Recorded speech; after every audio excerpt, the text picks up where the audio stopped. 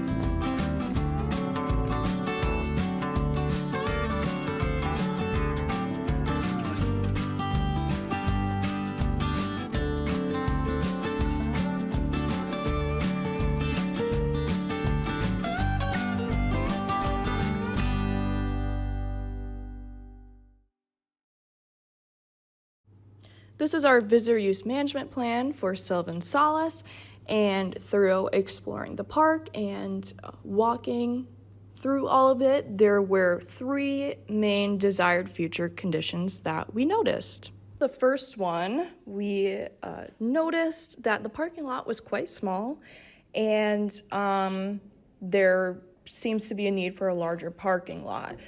So the day that we went, it was very empty, but it was also a colder and gloomier day. And when I went a couple days later, it was a very sunny, warm day outside, and the parking lot was very full. I would say max capacity. And when trying to enter and exit, there was definitely a jam because the entrance spot is only made for 1 car.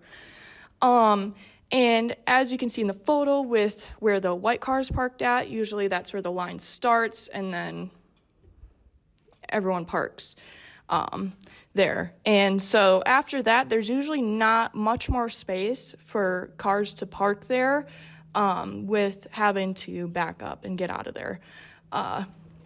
So indicator 1 would be to track the percentage of parking spaces occupied during peak usage, which could be during the weekends, holidays, or special events. For indicator 2, it would be to track the length of queues or waiting times for cars trying to enter or exit the parking lot, especially during peak hours. And I might add in there, especially during sunny and warm days. I don't think it would be great to go and track that during like a day we went.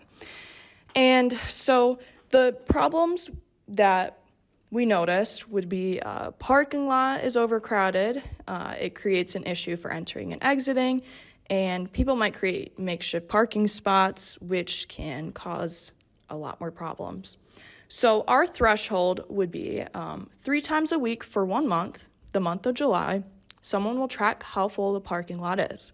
If the parking lot is consistently at 85% occupancy or above this level during peak times, that means the parking lot is too small.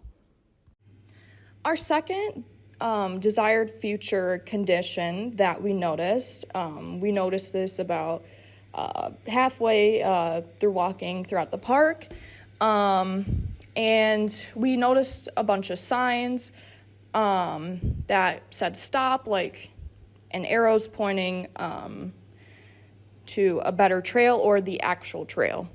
And we noticed, as you can tell in this photo, it kind of looks like they're stairs to get down to the riverside that could have been put in and man-made, but in reality, it was just nature, and it looked like that. And people were using that to get down to the riverside. So our first indicator for the restoration of hillside overlook would be to track the erosion, soil displacement, or vegetation damage caused to this hillside, and this can be measured by comparing conditions over time. Our second indicator was to track the number of instances where people are observed using this hillside instead of the designated trail, and this could be measured through camera monitoring on this hillside.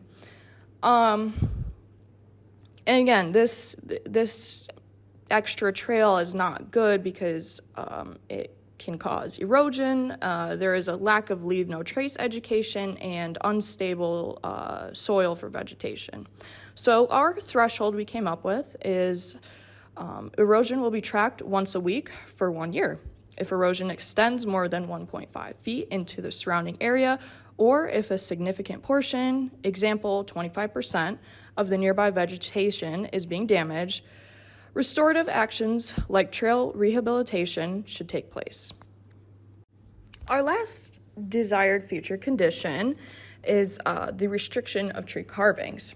So as you can see in the photo, Manny is pointing out one of the many trees we found throughout the park that were covered in carvings. Some had more, some had less, but throughout our whole hike around the park, we noticed that there were multiple trees that had carvings in them, and there were probably trees we didn't even notice that had carvings in them. So an indicator would be to track the number of trees within the park that have carvings monthly to gather data. which would give a better idea of how many trees are being affected by this. And then indicator 2 would be to measure the level of visitor awareness about the harm caused by tree carving and their willingness to engage in preservation efforts. So I think being able to gauge how educated and aware the visitors are of this problem might help in the future with maybe having pamphlets out about this issue, or having different educational sessions, whatever that may be. So, again, the problem with this is it disrupts photosynthesis, it weakens the tree, and the trees are more vulnerable to infection. So our threshold that we came up with is once a month during the summer and fall months, so June through November, of use for the park. The same person will take a tree count of how many trees within the park have carvings. They will also write down if they notice any tree fungus or rotting. No more than 10 trees will have fungus or rotting due to tree carving.